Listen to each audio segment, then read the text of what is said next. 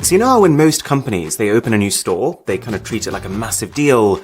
Well, Xiaomi, in a single day, opened not one, not two, but 1,000 stores. Crazy company. And seeing how fast they're expanding, I think it's time we address them. So these are my top 40 things about Xiaomi. From pretty cool to just ridiculous. Okay, so the name, Xiaomi. You might think that given what they sell, it's got something to do with gadgets, but it actually translates to little rice, which refers to a Buddhist concept all about starting with very little and working your way up to the top. And even their logo is a little bit more than it seems. There's the obvious fact that it says Mi, which is like a shorthand of Xiaomi, but it also legitimately stands for both mobile internet and, I'm not even making this stuff up, Mission Impossible.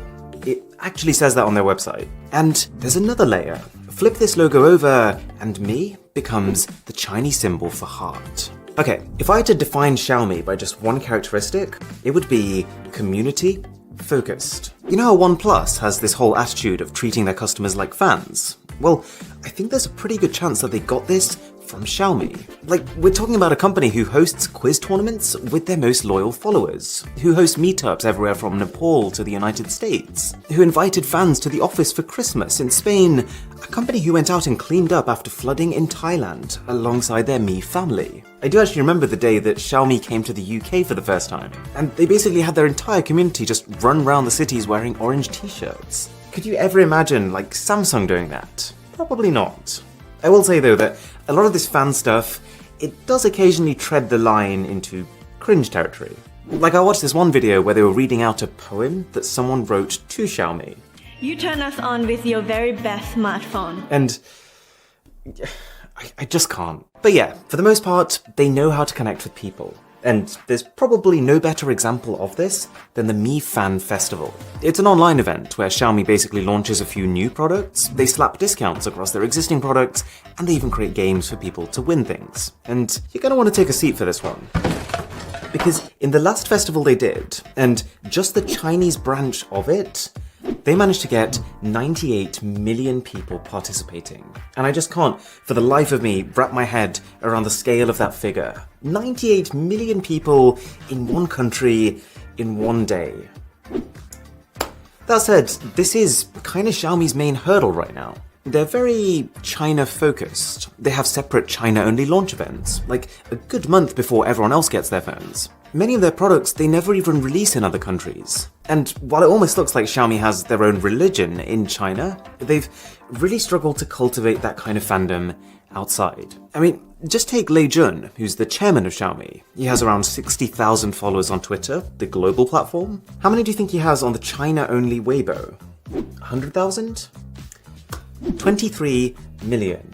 But this is changing. Xiaomi has taken a lot of steps recently to try and make itself a worldwide entity. Like how in 2013, they brought in Hugo Barra, a high-profile Google employee, to become vice president of Xiaomi, which, it doesn't take a genius, is also in part to just give them this Western-friendly image. Or how in 2017, Xiaomi signed a collaboration deal with Nokia, such that both companies can use each other's patents. And there's actually more to this whole Nokia overlap. See, Xiaomi's cameras have been famously tailored to Asian consumers. The heavy beautification, the skin smoothing, the type of filters, and even the ability to change the shape of your face. These are things that the Asian market really appreciates. But at least from my experience, the Western market doesn't so much. So to try and cater for international tastes, Xiaomi's actually set up a camera lab in Finland, in the exact same city where Nokia's camera lab was, presumably to hire employees who know what they're doing. Also, internationally speaking, Xiaomi's always had a bit of a pronunciation problem. Because, I mean, in most Western languages, we don't see words like this. Unless, of course, you're a viewer of this channel, in which case a sub to the channel would be Mrwhosetheboss. Nailed it. But anyways, the point I was making is that Hugo Barra, he actually helped with this pronunciation problem. So the way he described it to people was, if you want to say Xiaomi, then try and say show me, but say the show as if it was part of the word shower. So, xiao me. So with this more global mindset, and with this whole hiring of more international employees, Within just 10 years, Xiaomi's gone from a band of 8 guys in a room in China to now selling devices in 90 different countries. It's stupid levels of growth. I couldn't believe this, but they've actually knocked off Apple to become the second biggest in Spain. And if you go to Ukraine, they're number 1. Xiaomi is just generally killing it in Eastern Europe because I think it's just a market where people are less attached to Samsung and Apple and much more just in pursuit of value. And even though Xiaomi hasn't broken into the US yet, there is promise. Like, Steve Wozniak himself, co-founder of Apple, is actually a bit of a Xiaomi fan. And he himself publicly said that Xiaomi products are good enough to break the American market. And that brings me to India. When Xiaomi first looked at India as a potential market, it really did seem like a mission impossible. Like, for starters, nobody there had heard of them, and there's also the fact that Xiaomi's entire business model at the time was based on online sales. But this market wasn't. They did it though. And within just 6 years, they were not just trading blows with Samsung for the absolute top position, but they've also managed to dethrone just about every single local brand. They provided better value, rock bottom prices, flash sales. Xiaomi even started manufacturing in India to save on shipping costs. And I think the most interesting thing is Xiaomi's attitude to profit. You know how there's this common idea towards things you buy in a store that, oh, it's great, but they probably made this for a fraction of the price. Well, that doesn't really work in the Android phone market, especially for Xiaomi, who apparently only takes away about $2 of profit per device sold. That's, in the UK at least, about enough to buy half a sandwich. Obviously, this still becomes a fairly substantial figure, given the number of devices they sell, but the way that Xiaomi really gets its profits up is through software. Like how on more budget devices, they bundle in adverts, which you can turn off, but just given the fact that they're on by default, and the fact that they're shown literally every time you install an app or use a first-party tool, you can see how they make a lot of money for them. And themes. Xiaomi actually invests a large sum in getting talented developers on board to make them. And they even pay these developers before they've even done anything, just so that they don't have to worry about making money and they can focus on being creative. Okay, so Xiaomi is spreading like wildfire. And you would think that for growth this fast, they must have started off with a bang. They must have hit the ground running. They must have launched with a phone so good that it blew people away.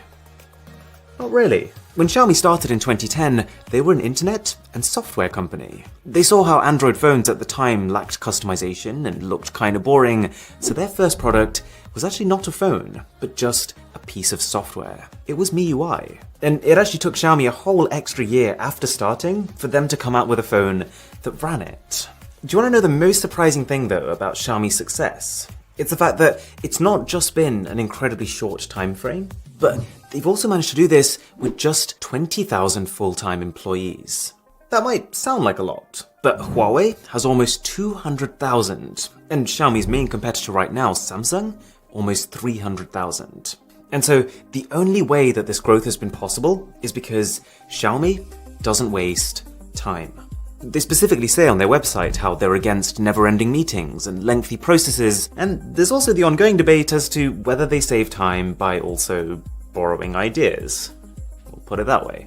How their stores, for example, they look like carbon copies of Apple stores. The same color scheme, the same product spacing to make each thing seem important, even how they decorate their walls. But the thing that I think has caused even more of a stir is the products themselves. Some of Xiaomi's past products look so much like their Apple counterparts that can it really be a coincidence? Like, just compare the Xiaomi Mi 8 to the iPhone 10, the Mi Pad to the iPad, or Xiaomi's AirDots versus Apple's AirPods. But credit where due, as well as the more dubious, potentially clone products, Xiaomi does also have a much wider selection than most of its competitors. They have phones, yes, but also everything from a nose hair trimmer, to an electric unicycle, to a mattress, to a robot vacuum cleaner, which is funnily enough the one that I use. And Xiaomi is not afraid to test the limits. They made the Mi Mix Alpha with its wraparound display. They made a triple folding phone, even though it never released. They made a transparent TV, which still makes no sense to me, given that the only thing it's going to show is your cables going into your walls. but I like the experimentation. Okay, when you think of big tech companies, there's a pretty good chance that you think of Apple's colossal glass headquarters, or Huawei's sprawling European city-like workplace. But it's actually really hard to find almost anything about Xiaomi's HQ. They call it the Technology Park, and from the bits that I have managed to piece together, it does look fascinating. There are slides to go downstairs, there are people carting around on Xiaomi-built products. It's just that, as far as the English-speaking world is concerned, it barely exists. And this is also where their labs are. They have more than 90 rooms here, each built to make sure that their smartphones are all calibrated right, that the cameras look good, that the audio sounds correct. They've even got a room here that can simulate every weather condition to make sure that the screens remain pleasant to look at in them. But probably the coolest part of this HQ is that Xiaomi has a fake home here. And the idea is that this is the kind of home that they're targeting their Mi devices at. And so by having one here in their complex, it means they can not just use it to test things they're building to make sure they work in that home environment, but this also serves as a way to inspire the next gadgets that they decide these homes can benefit from. Now, just before my top 3, you might be wondering, Xiaomi's going global, Steve Wozniak himself recommended them, they're kind of like Apple, but cheaper, why don't they have a presence in the United States? Well, there's 3 prevailing theories. 1, that they're waiting for US-China relationships to improve before giving it a proper shot. 2, that they'd kind of have to shift their entire business model of selling the phones on their own to actually working with carriers to try and sell contracts, because that's how everyone in the US buys phones. But also 3, that in the US, patents are enforced strictly. And so it is also possible that Xiaomi's just hesitant because they don't want to get sued. Okay, number 3. Xiaomi has an official dog. She was actually a stray who just so happened to end up outside their engineering headquarters as it was being built, so they took her in. She was apparently in pretty bad shape, so they got her treated, they cleaned her up, and then actually gave her a company badge. Until one of the employees decided to just look after her full-time. 2. Xiaomi are terrible at naming their products. Tech Altar did a really good video about this, but fundamentally, they've created a whole load of brands. You've got Mi, you've got Redmi, you've got Mi Note, etc. And it really feels like when they launch a new phone, they just pick a random combination of one of these, one number, which half the time doesn't even match with the other phones of the series, and then one of about 30 different ways of saying that it's either a light or a pro version. And it's just a mess. Like, the Redmi Note 9S is a higher end version of the Redmi Note 9. So, oh right, S must mean higher end. No, because the Redmi 3S is a light version of a Redmi 3. They're almost as bad at naming things as Elon Musk. Then again, am I really one to talk about naming? I spelt my own username wrong, right? Or did I? I feel like this is going to be a 10 million subscriber special. Why I actually called the channel Mr. Who's the Boss. And number 1, to try and improve their appearance globally, Xiaomi shortened their website URL from xiaomi.com to mi.com. But that's not the surprising bit. See, the way it works with website domain names is that, just like for custom number plates, the more memorable and the shorter they are, the more valuable they are. And so for this incredibly simple domain name swap, Xiaomi paid $3.6 million. Okay.